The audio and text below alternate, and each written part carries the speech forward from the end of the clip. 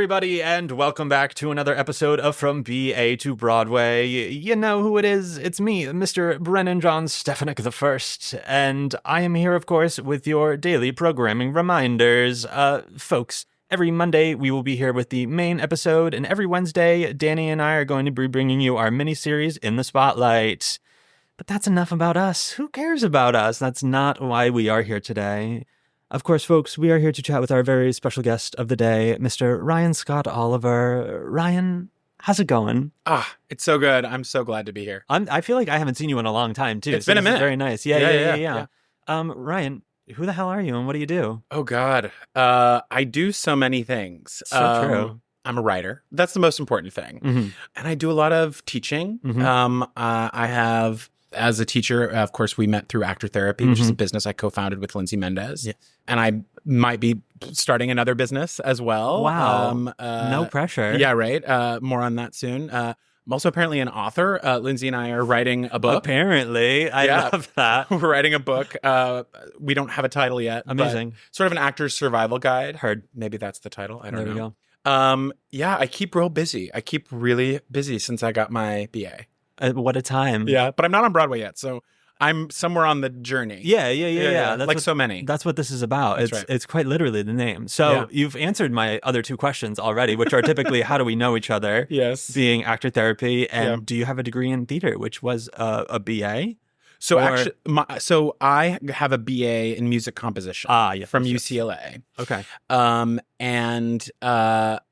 It's funny. Like I was so unprepared to go to college. Hard. I did really well in high school. I went to a performing arts high school in Los Angeles, and I have an August birthday, and I skipped 8th grade to follow my girlfriend at the time, who then ended up being a lesbian and going to an all-girls high school. Ugh. So ain't that always how it goes? It's exactly. I know. It's just a tale as old as time.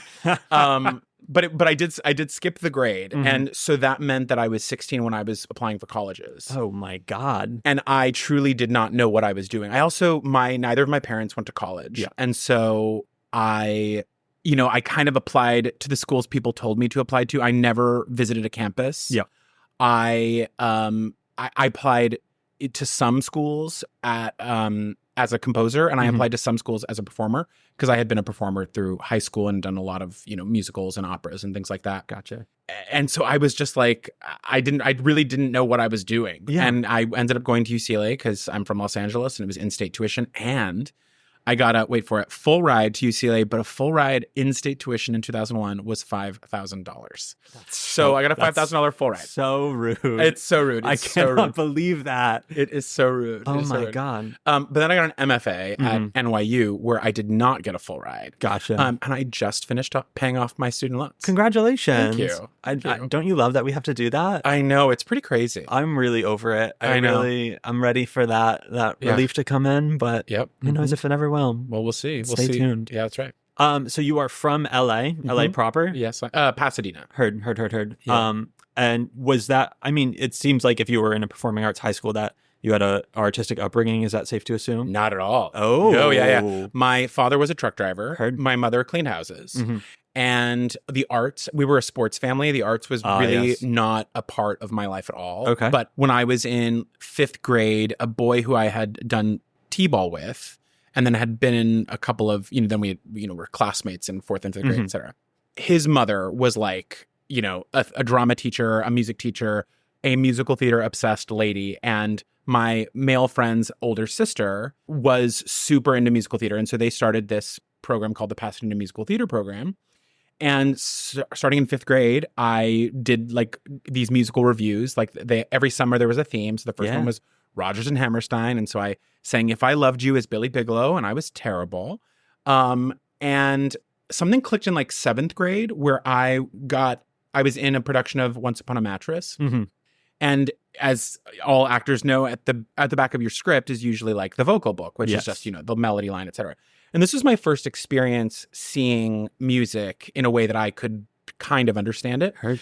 And I was just like, I had to know what a key signature was. I had to understand what the clef was. I had to know what the notes were. Yeah. And between 7th and 9th grade, it's such a blur because I didn't take lessons.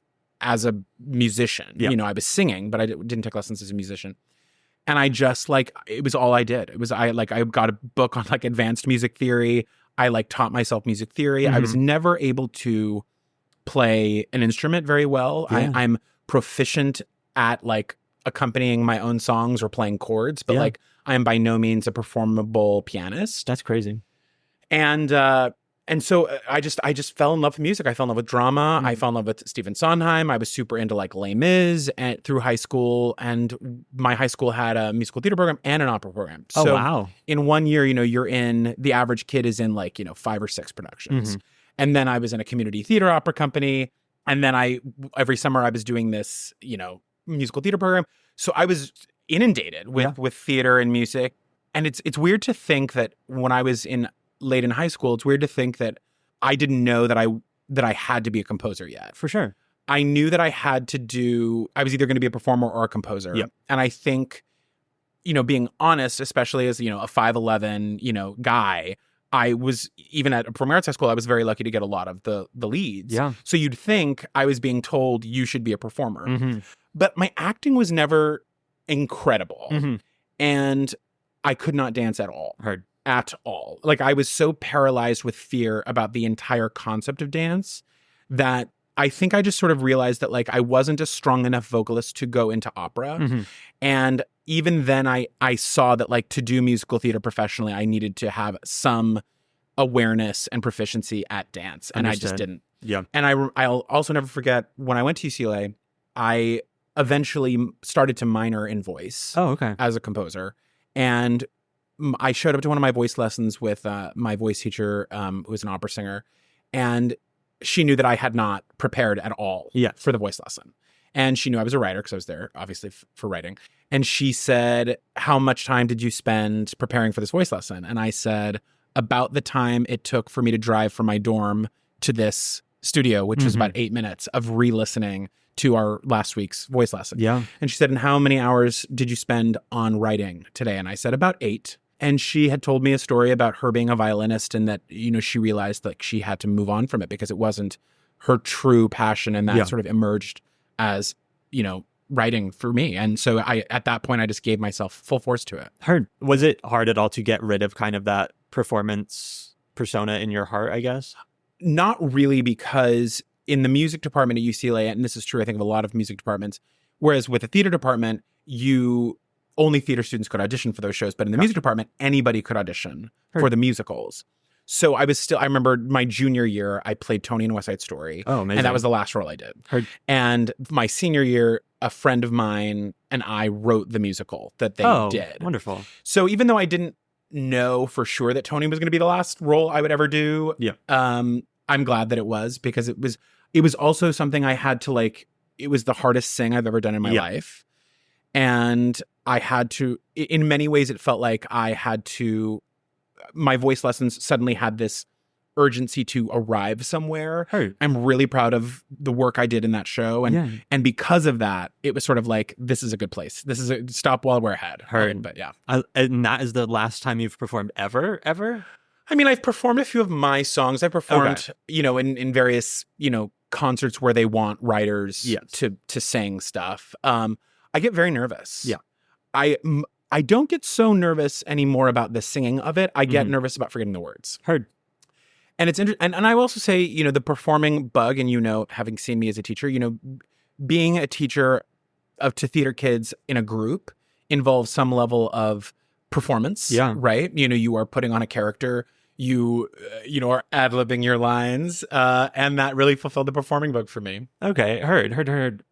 Was education ever like a part of the plan for you, or at least something you ever entertained the idea of? You know, I think like so many little gay boys, I idolized my teachers. Of course. And so I think there was always a component of like wanting to become that, of seeing them as like the celebrity of the room. Yes.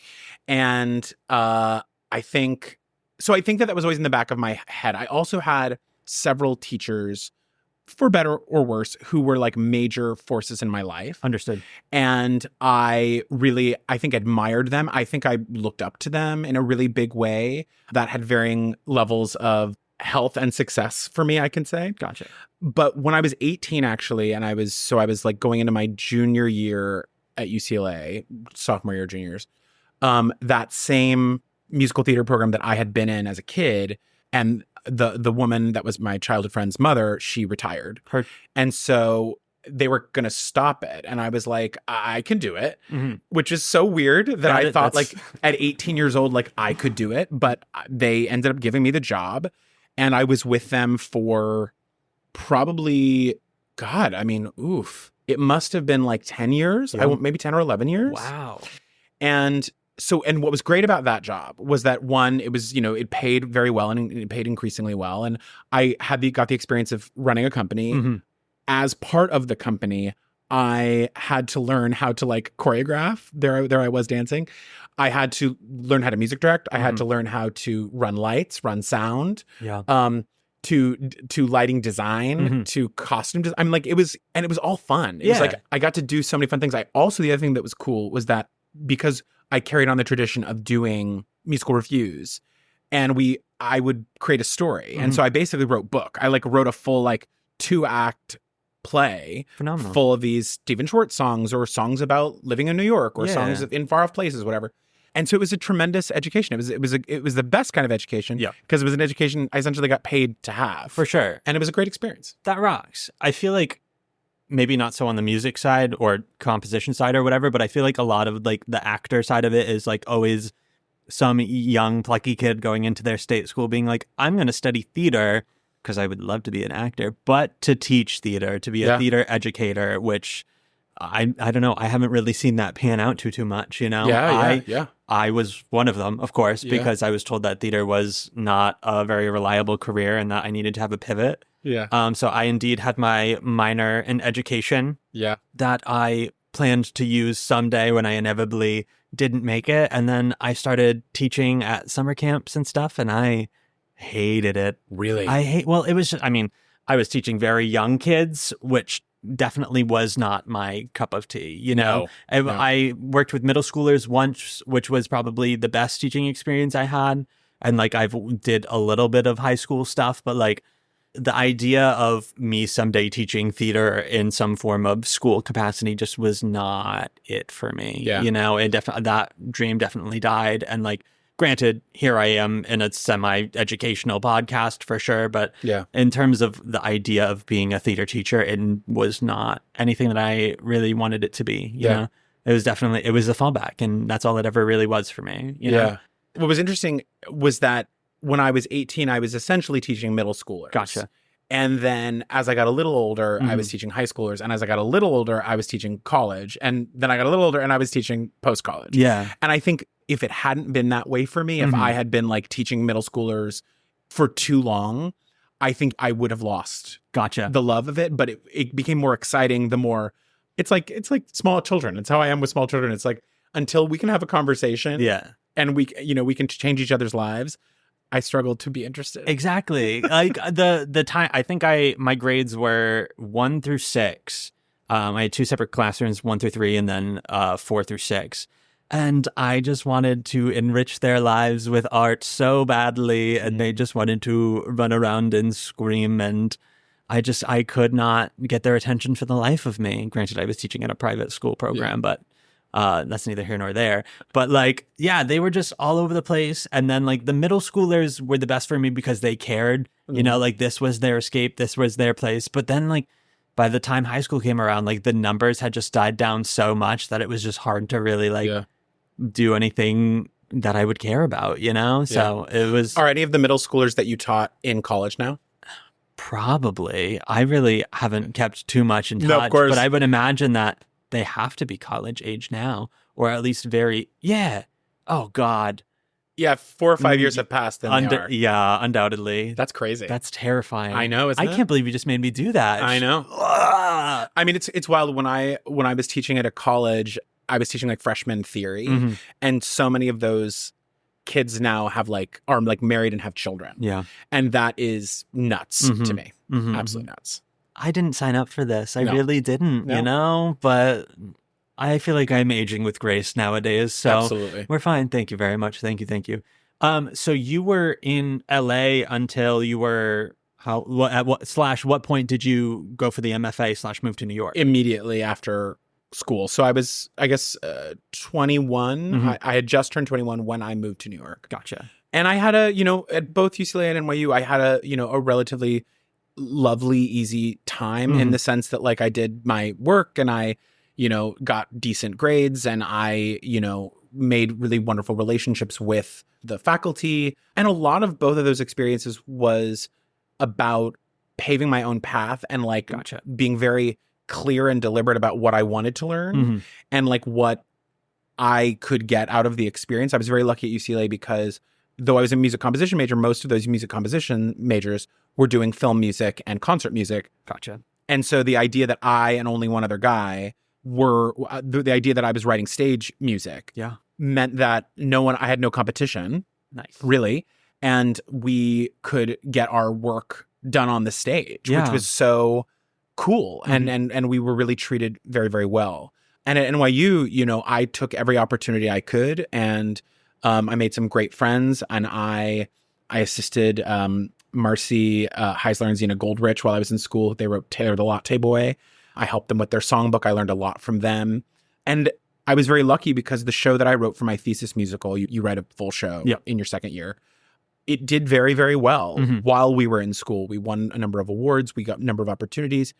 And by the time I finished in 2007, and I share this story as a setup for so much failure that I'm sure we're going to talk about. Amazing. But yeah, in 2009, 2 years later, we had my collaborator, Kirsten Gunther, and I had won the Richard Rogers Award, which gives you basically a chunk of money to go to a nonprofit and do a major reading of your show. Amazing. So 2009, Playwrights Horizons, Michael Greif, of course, director of Rent, and Evan Hansen, Next to Normal, was the director. Jane Krakowski was our dream lead, and she happened to be at our agency, and my agent just put it on her agent's desk, and then she did the show. That's incredible. And the cast of that reading was actually insane.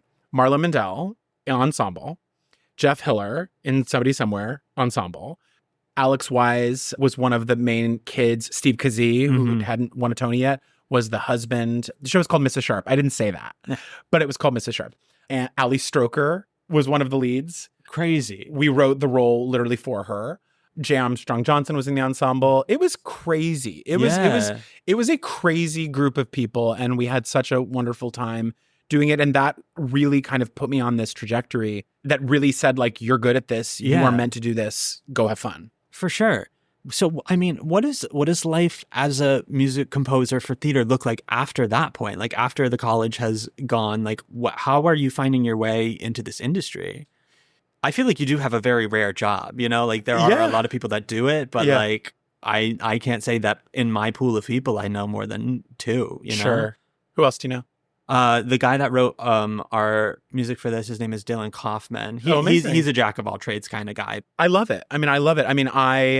So what was crazy is that I had so much success early. I won the Rogers. I won the Jonathan Larson Award with Dave Malloy, who at the time I had never met and wouldn't know that he would become this incredible thing that was so cool. Now he lives in my town. We're hanging out on Wednesday. And I had sort of become best friends with Lindsay Mendez and Alex Brightman and Jay Johnson, and everything kind of like came to this head in 2010. So shortly after everything else, I had just met my soon-to-be husband, and Disney came to see one of my concerts. I was doing a lot of concerts at Joe's Pub. All those videos you can find on YouTube. Disney came, they saw my Teacher Kills Her Husband musical and my Boy Prostitute Peter Pan musical called Darling. And they were like, this guy should write a Disney musical. Naturally. So they hired me to write Freaky Friday. And we already know where this is going. And I spent a couple of years working on that show. And at that time, I'm like 25. Yeah. I'm 25. And I was working with Chris Ashley, and of course it was Mary Rogers' book. And it was to make a very long story short, I wish that I had had a mentor. Part of what had gotten me to that point was really kind of being like beating my own drum. Yeah. Really kind of being like, I'm amazing. And really kind of just going out into the world and saying like, I'm going to be big. Yeah.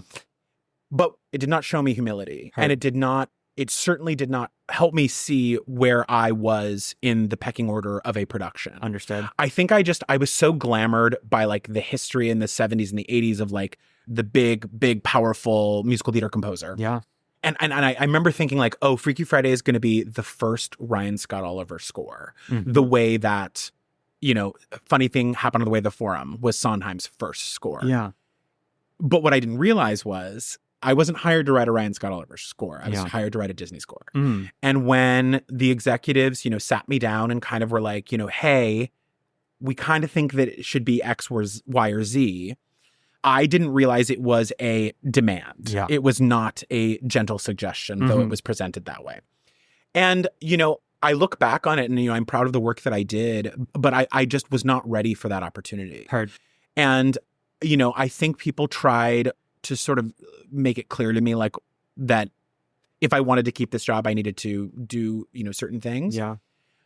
And I lost the job and I got replaced, of course. And that really had sort of changed the trajectory of my career in the sense of like, I was like, I have to start writing stories that I want to tell. Heard. And from that point on, basically, I made a promise to myself that I would write a show every single year. If no one hired me, if I didn't get a commission, I would come up with my own idea and I would do it. Amazing. And so the last, almost 15 years has been been, bouncing between studios and commissions, paying me to write these lovely little shows. And then on years when that's not happening, writing my own. And I've learned so much about working for studios and working for directors and working for producers.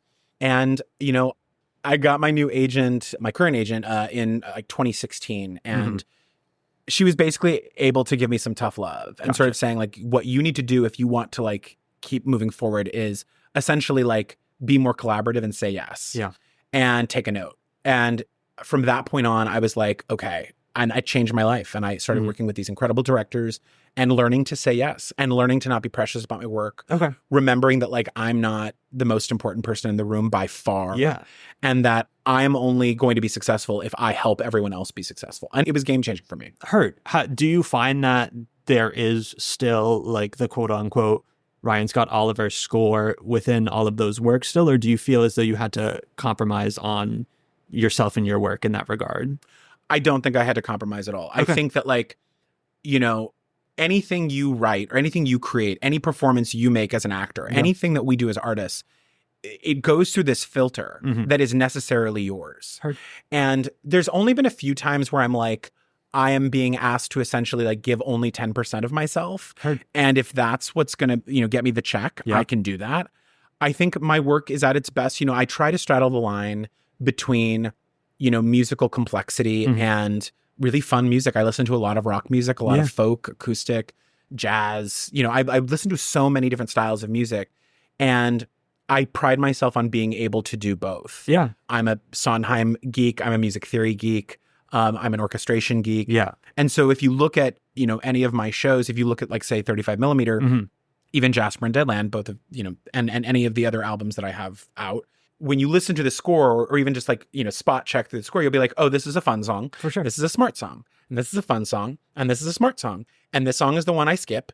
And then this is the one that is fun and smart. Yeah. And I love being that writer. I always go into every song that I write and even every show that I write with a sense of like understanding what the assignment is. Of course. And that kind of keeps things fresh for me. And it also means I would like to think that like I am one of the more rangy and varied writers out there. I don't like to write in one style. I like to write in as many new styles as possible. And that's what is fun for me. Heard. So, I mean, we talk about types as an actor all the time, but do you have or at least your lightning in the bottle of what do you do better than anything else as a composer? Yeah, for sure. I do spooky. I do spooky really well. I do dark really well. And I love it. If I'm being honest, and here we are, this is the time. Of course.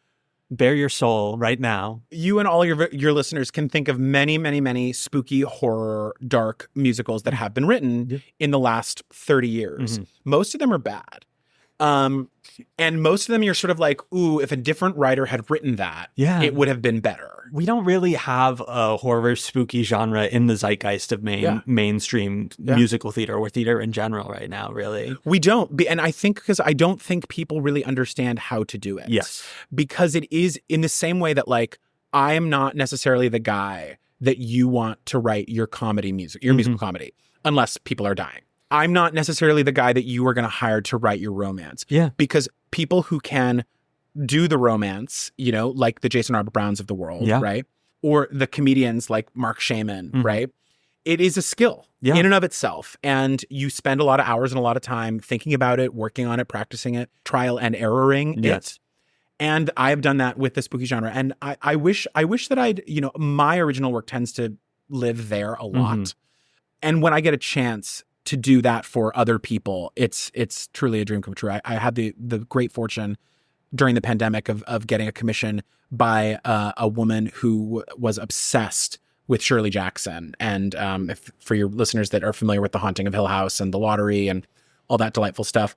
And she basically was like, write something spooky. And I got to do that. And I was very, you know, well compensated. And that show's like, you know, basically touring the college circuit right now in development, which is so exciting. And I love it so amazing. Much. It's called Tomorrow the Island Dies. And actually later this October, I had just released about half of the music from that show, and I'm going to release the other half. Nice. So I'm really excited. Where can folks find that, Ryan? Spotify. Oh my And God. Apple Music and all the places that stream things. Okay, good, because some people don't have Spotify, and that's okay for them. Which is so weird. Yeah, that's weird, but it's kind of quirky and fun, right? I know, it's so cute. Yeah. Anywho, are you a big horror person? Yes. Okay. I was at a bar the other day, and the bartender, we got to talking about horror movies, and she was like, "Have you seen?" And I was like, no matter what she says, I have seen it. Amazing. Yeah, basically, if a horror movie comes out and it gets even moderately good reviews, I'm going to make sure I see it. I love that. So in a world of movie musicals that we live in currently, what's your dream horror to stage adaptation? As in that hasn't happened yet that I would do? Of course. Ooh. I mean, I really love It. I think It is pretty spectacular. It's pretty epic. I think I'm also the kind of person that's cut out to do an epic. Understood. It sort of would check all of my boxes. A lot of Stephen King's work, actually, to me, you know, I think Carrie, you know, which has its own charm for sure. Carrie, you know, really shat the bed for Stephen King adaptations. And he tried to do one with John Mellencamp, you know, I think 10 years ago, and it was a disaster. And so I think it's not something that's going to happen as much as we'd like it to. Yeah. His work gets done as operas quite a bit. Okay. Yeah. I guess I can see that. I mean, yeah. For sure. So yeah, a number of his pieces are things I would want to adapt. For sure. Make it happen. Let's do it. It's time. It's spooky season. That's right. I'm not a scary person whatsoever. I'm a big old baby. I don't do it. I've become so aware that like most people are not. Yeah. I actually think the younger generation isn't into it. Interesting. I was always a very sheltered kid with a lot of anxiety that I couldn't identify. So scary movies were never it for me. And to this day, I just have no desire, you know? So here's I have to get to the bottom of this. Okay. So when you remember being a kid, and like, you know, you're 10, 11, 12, 13, and you're at an age now where like it's conceivable that your parents or friends might let you or encourage you to watch a horror movie. Yeah. So at that time, what were the horror movies that you were coming across? The thing that really ruined it for me was I don't remember what age. I had to be younger than 10 for sure. Probably maybe, I don't know, 7 or 8. I was forced to watch The Grudge 2. I was just in the room while it was happening, and it was my worst nightmare ever. And I was mortified from there on throughout my youth, throughout my childhood. I just couldn't sleep. It was just that everywhere. Yeah. You know? Through your teenage years, when you thought of horror movies, like what did you think of as horror movies? Things that are intentionally trying to scare you with no enjoyment aspect or quirky qualities whatsoever. Like, are we talking about like the Saw movies and like Final Destination and like... In my brain, that probably happened in anything that was identified as a scary movie. Yes. I don't think I really understood that there were things like Scream that kind of had this like fun, silly quality to it, you know? To this day, still haven't seen. Scream is excellent. I mean, there's absolutely the horror movies that like do truck in fun. Yeah. But I think the horror movies that I love are, especially in my, you know, late 20s and now I just turned 40, the idea of seeing a horror movie that is about brutality or torture or gore I'm truly not interested. Yeah. And I think those movies tend to get really bad reviews also. I'm super interested in in horror movies that have really good stories, that have a really solid arc, that are definitely spooky, definitely a little scary, but exciting. To me, the thing I love about horror movies is that they're thrilling and they're exciting. Yeah, it's just not for you. Not for me, and especially the ones that get in your head nowadays too, that are specifically designed just to do that. I'm like, this is not the brain for that. I wasn't built like that. Yeah, and that's okay. Yeah, it doesn't make me weaker. The only thing that really disturbs me, that sits in my brain in a way that I don't like, is decapitation. Understood. Okay. Some people are like, they can't do wrist slitting, or they can't do bones breaking. I'm like, slit all the wrists, break all the bones. When somebody loses their head, it really bothers me. Heard. I don't know why. I'm also just a squeamish person too. Totally. I come from a family of medical people, and I very much am the black sheep in that regard because I can't do it. I can't do it. Incredible. I think it's kind of fun. I think it's one of the other fun, quirky things about me. Yeah. You love that word, quirky? I do. I've said it so many times so far. You have. I actually wrote, for Actor Therapy, I wrote a whole page that's so you think you're quirky. And it's literally about going how, I'm going to totally drag you on your own podcast. It's literally about how everyone says that they're quirky. 100%. And the reality is that we are all quirky. Yeah. It's why we got into theater. Yeah. But you have to identify what your specific quirk is. Yeah. I mean, I think I know a couple of your quirks. I don't know if you, but I'm not going to tell you what I think they are. Okay, great. What do you think they are? Well, I think what kind of quirky are you? I've come to a point in my life where I really value the dumb and silly. You know, I very much, I'm trying not to take myself so seriously, and it's taken a long point to get here too. But just the dumbing down of just life to not take things so seriously is something that I try to really emphasize on nowadays in my performance, but also in just who I am as a person, because those are kind of the people that I gravitate more towards in life, and I want to be able to kind of bring that to the lives of others, because life is just more fun that way. You know, just the kind of just stupid for the sake of not caring so much. You know, I think that's one of my biggest things. I love to straddle this vaguely queer line of life that I live in, this standard what is a man, you know, what does that mean kind of thing. And I think that's definitely something that's always just something that's existed within me, and not something I really focused on as much. But nowadays, when trying to determine type and all of that stuff, I think that's so probably essential to my existence and my being, that kind of is very much the quirk that I have, you know. Things like that. You know, I love that you use the word silly, because I think silly is a very specific brand of quirk. And, you know, some might even say wacky. I think that is such a strong and useful word, because it really specifies, and it really puts you in a time and place. For sure. And it immediately suggests roles and career trajectory that I think is really, really cool. For sure. I mean, there's comedy out there. There's so much comedy for sure, but true silliness, whimsical, the clown of it all as well is just really where I vibe the most, you know? You mean the clown in It? No, believe it or not, never seen it. Of course you haven't. Not familiar with his work, so sorry. He's excellent. Mr. Balloons. Mr. Quarterwise. Are you serious? No, I'm not serious. Okay, I was literally gonna leave. Thank you. No, I mean, you're welcome to at any point in time, but I appreciate you staying thus far. Okay, so I mean, of course, we are here today because I took a little class called Actor Therapy. Where did that even start? Oof. What was the desire? What was the necessity? At what point in your life was that kind of the consideration of a possibility for you? Well, Lindsay and I had gotten really close over several years, and where did y'all meet? She was recommended to me by a friend to do my work, and I had seen a video. She had been in Grease, the musical, and as opposed to the country. And although Mamma Mia would be a great show for her, True. She would never, but I would, yes, see her. She was recommended to me, and I reached out to her, and she came over to my apartment, sang through some stuff, and became kind of immediately a bit of a muse for me. And I wrote a number of roles for her. And we were both getting a lot of asks to do private lessons. And I think both of us really preferred the group setting. And I think we both loved the idea of working together because we both had so much to offer. You know, I know that she's learned a few things from me, but I've learned so much from her, you know, having never been a professional actor, you know, everything I learned from her. And it's been an exciting journey these past 12, almost 13 years. I really love it. I really do look forward to coming to class and to working with students. And I love the business side of it, of course, but I also love, how we change up our offerings and like that we're not just an audition technique class. We also do so many other things.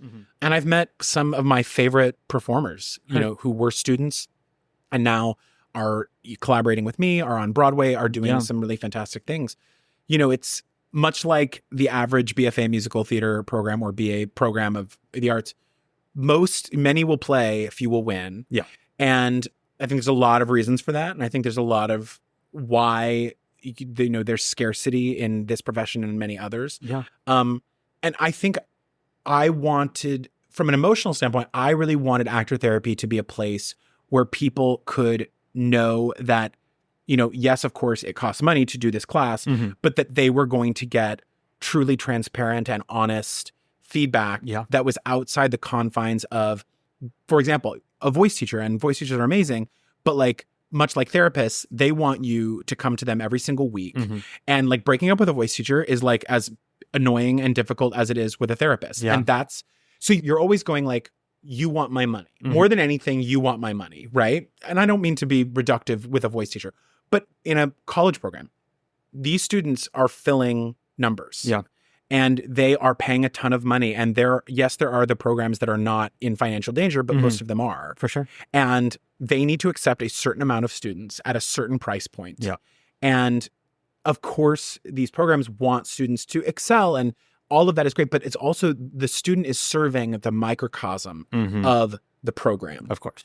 And we wanted to create a place where, much like a dating app, if we work, you're going to stop taking class with us. Yeah. And if we've given you information that you're like, I came, I saw, I conquered, I'm done, we're thrilled. Heard. You know what I mean? I never want a student of ours to feel like they have to stay in class to maintain a relationship with us, that they can ask us questions, ask us for feedback. We're always going to be there for our community. And I've loved, we're approaching, I think, one of our first actor therapy weddings where two students met in actor therapy and now they're getting married. We have had a couple of kids who had been dating and then refound each other in actor therapy, which is really beautiful. And at this point we have thousands of alums, and I'm so proud of the community we've created. That's amazing. How long has it been around? Almost 13 years. Crazy. Good for you. And even during the pandemic, we had a brief moment of like, what are we going to do? But we went pretty immediately online. Yeah. And so, we have 5 sessions a year, 3 in the winter, spring, and 2 in the fall, winter. Yeah. Summer intensive. We have a winter intensive. And so we're always doing something. Heard. So I guess next 2-parter question that's kind of coming into my brain is, with the influx of so many students, like over the years, like, is there something like some form of thread of misinformation that has been given that seems to span the length of time throughout all of those like entering students? Or in the same vein, is there any aspects of like the college education that you have kind of seen changing over the years for the worse? Like anything that has become more and more lacking through everyone's education? I love these questions. I'm going to take them one at a time. Please do. So the first one, yes, for sure. I mean, the first thing, it's not even so much misinformation about, like, as in somebody's teaching something that's incorrect. Yes. When you apply to go to school for theater or musical theater, most people, if they're being honest, are going because they feel that they need the training in order to move forward. 2, they're going because they want to be cast in shows and build a resume.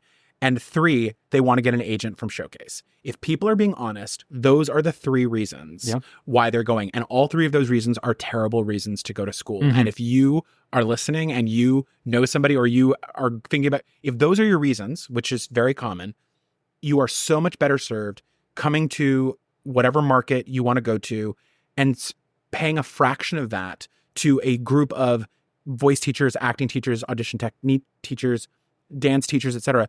Because at the end of the day, your degree, when it comes to getting cast, does not matter. Yeah. The right reason to go to college for theater or musical theater is to learn. Yeah.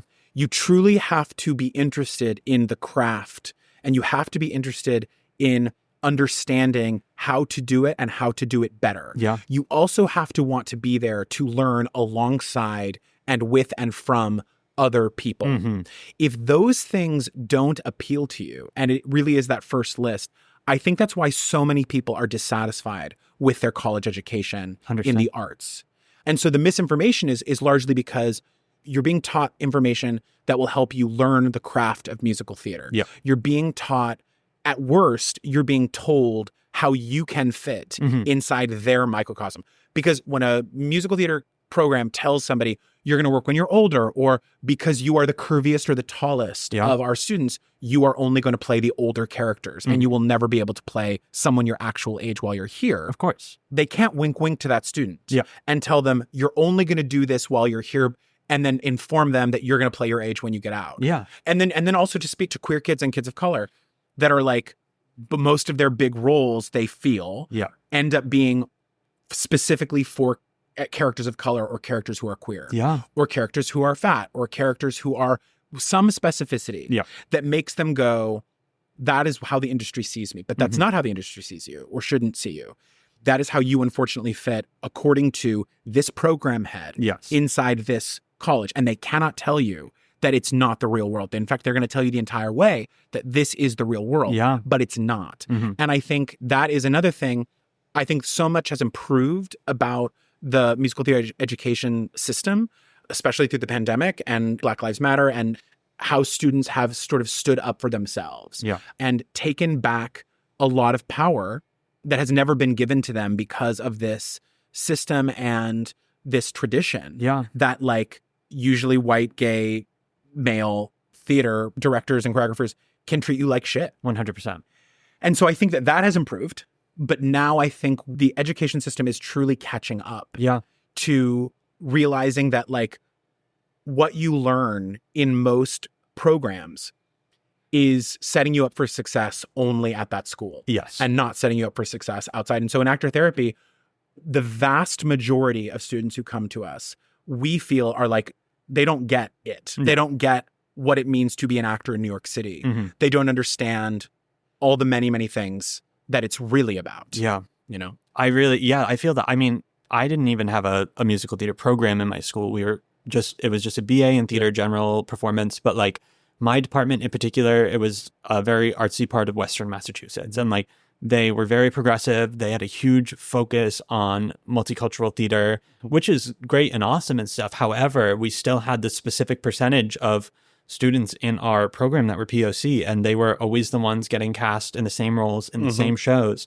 And my department loved that. They loved that they got to put that out into the world and like give these opportunities. But we reached a point in my senior year where our student body, there was a host of issues happening that were like really not great. But it came to this big header where we were like, the students were like petitioning to just sit down with everyone and just chat about the fucked up shit that's going on. And a huge percentage of our POC acting students were like, we don't know if we're talented or not because we are getting cast in these shows because you are choosing specific shows with very specific role requirements that we are the only ones who fit. And therefore we're just being reused, you know? And that was like unheard of to them. Like they thought everyone was so ungrateful, especially a lot of the professors of those multicultural theater like certificate programs and stuff. It was like absolutely atrocious that we would ever think that or bring that up. But then like I look at especially my year of students, and like there are so few of us with an acting concentration that are still actively trying to pursue that right now. It's crazy. And like even a smaller portion of us that like have worked at all, you know, in the past couple of years, which obviously isn't necessarily an indicator of anything, but like it's still just so crazy because especially after that senior year conversation, like it really put a damper on so many people's perspectives of being able to choose this as a viable career, you know?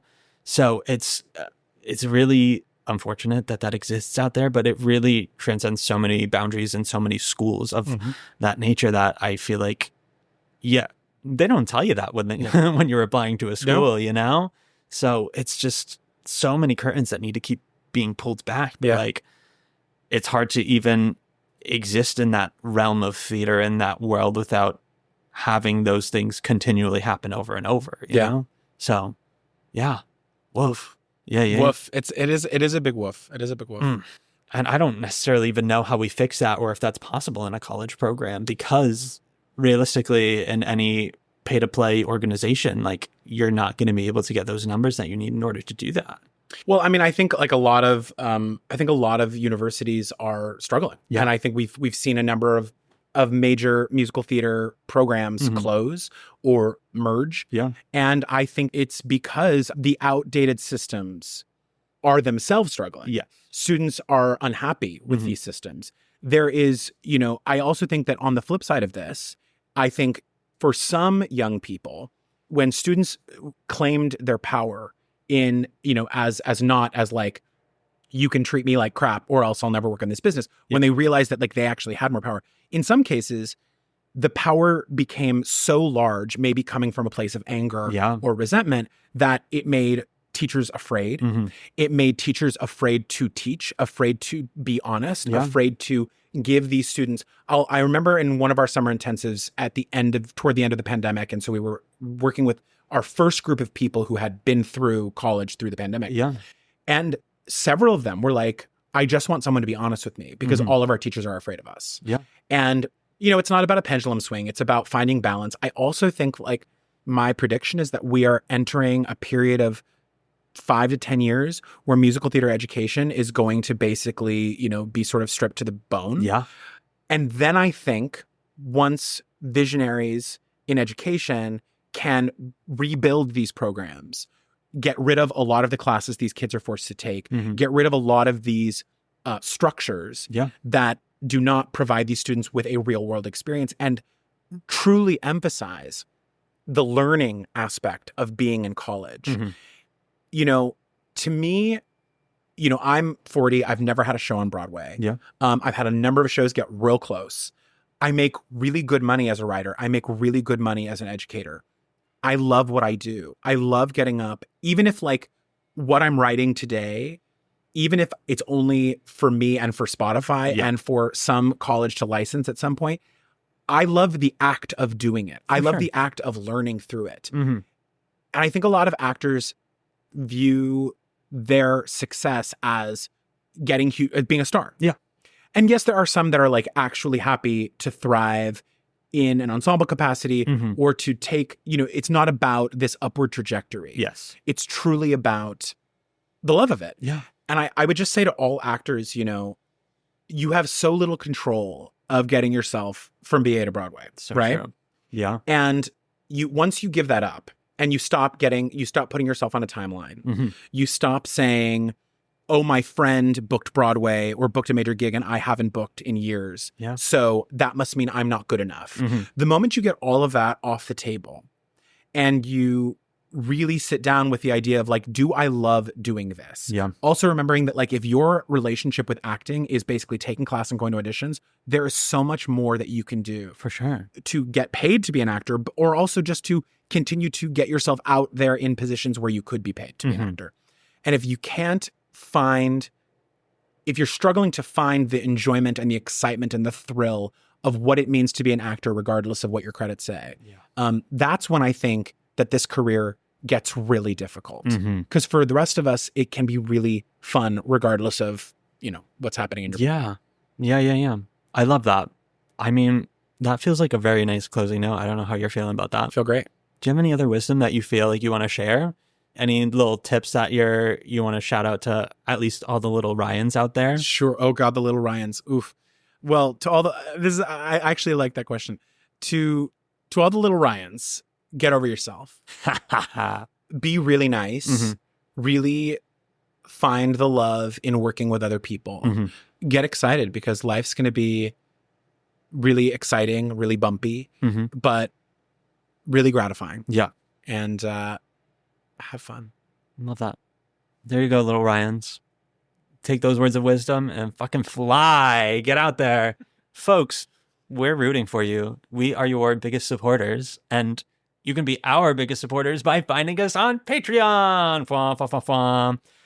Folks, that is right. That is patreon.com/BA to Broadway. Your general disclaimer, as always, we are not gatekeeping any vital information on there. That is just for silly, fun, bonus content, silly stories, little looks into our lives a little bit more.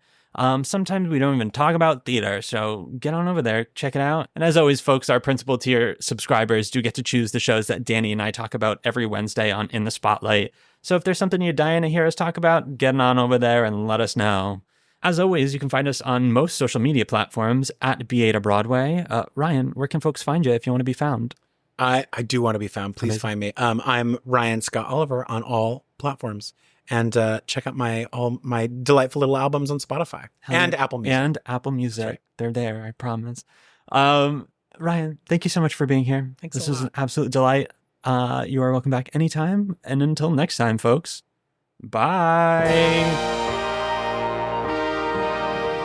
From BA to Broadway is created, produced, and edited by Brennan Stefanik, music by Dylan Kaufman, and cover art by Jordan Vongsithi.